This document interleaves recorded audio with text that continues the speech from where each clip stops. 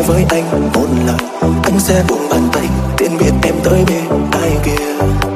Thật sự anh rất vì tha, nhưng ngược lại số cha với anh thấy có được không?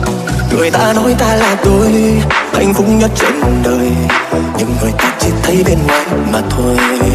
Lời nói dối chân thật nhất là em chưa bao giờ hết yêu, chỉ yêu một mình anh.